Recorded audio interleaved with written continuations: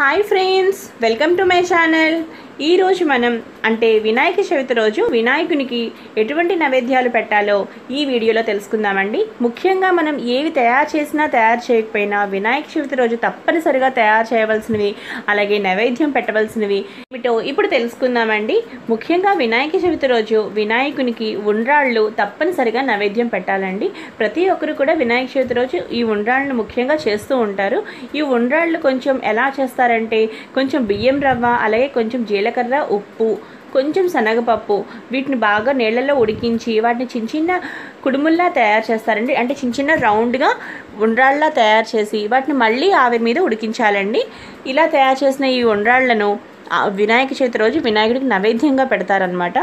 అలాగే వీటితో పాటు తప్పనిసరిగా కొబ్బరి పూర్ణం కుడుములు కూడా నైవేద్యంగా పెట్టాలండి. కొబ్బరి పూర్ణం కుడుములు ఎలా తయారు చేస్తారంటే పచ్చి కొబ్బరిని అలాగే కొంచెం బెల్లం ఈ రెండు పాకం వచ్చేలా చేసి చిన్న చిన్న కొబ్బరి ఉండల్లా తయారు చేసి తయారు చేసిన ఆ కొబ్బరి మిశ్రమాన్ని ఉడికించిన బియ్యం రవ్వ, శనగపప్పు మిశ్రమం మధ్యలో ఈ కొబ్బరి పూర్ణాన్ని కూడా పెట్టి చిన్న చిన్న ఉండ్రాళ్ళలా తయారు చేస్తారండి. వాటిని జిల్లేడికాయలు అంటారు, అలాగే కొబ్బరి పూర్ణం కుడుములు అంటారు. వీటిని కొంతమంది బియ్యం రవ్వతో కాకుండా బియ్యం పిండితో కూడా చేస్తూ ఉంటారండి. అలా చేసిన కొబ్బరి పూర్ణం కుడుములు కూడా మళ్ళీ ఆవిరి పట్టాలన్నమాట. ఇలా ఇవి ఖచ్చితంగా వినాయక చవితి రోజు ఈ రెండు మాత్రం తప్పనిసరిగా వినాయకునికి నైవేద్యంలో మాత్రం తప్పనిసరిగా ఉండాలి అండి.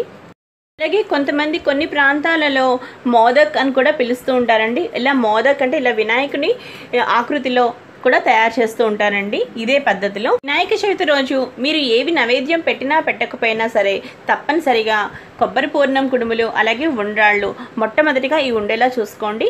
దాని తర్వాత బెల్లం కూడా నైవేద్యం పెట్టాలండి. వినాయకునికి తప్పనిసరిగా పసుపు గణపతికి అలాగే మహాగణపతికి కూడా ఈ నైవేద్యం తప్పనిసరిగా ఉండాలి. బెల్లం ఖచ్చితంగా ఉండాలి. అలాగే కొంచెం వడపప్పు అలాగే పానకం, చలిమిడి కూడా తప్పనిసరిగా తయారు చేయాలండి. వడపప్పు ఎలా అంటే కొంచెం నానబెట్టిన పెసరపప్పుని కొంచెం వడకట్టేస్తామన్నమాట. ఆ నీటిని వడగట్టగా ఉన్నది అదేనండి వడపప్పు అని కూడా అంటామన్నమాట. అలాగే నానబెట్టిన పెసరపప్పు అని కూడా చెప్పచ్చు. ఇది తప్పనిసరిగా వినాయకునికి పెట్టాలండి. అలాగే కొంచెం పానకం అండి, పానకం అలాగే పచ్చి చలిమిడి కూడా నైవేద్యంగా పెట్టాలండి. దాని తర్వాత వినాయకునికి ఇష్టమైన అరటిపళ్ళు అండి. అరటిపళ్ళు మాత్రం మీరు ఎన్ని పెట్టినా కూడా చాలా మంచిదండి. అలాగే మనకు దొరికిన అన్ని రకాల పళ్ళని కూడా మనం వినాయకునికి చక్కగా నైవేద్యంలో పెట్టచ్చండి. వీడియో మీ అందరికీ నచ్చింది అనుకుంటున్నానండి.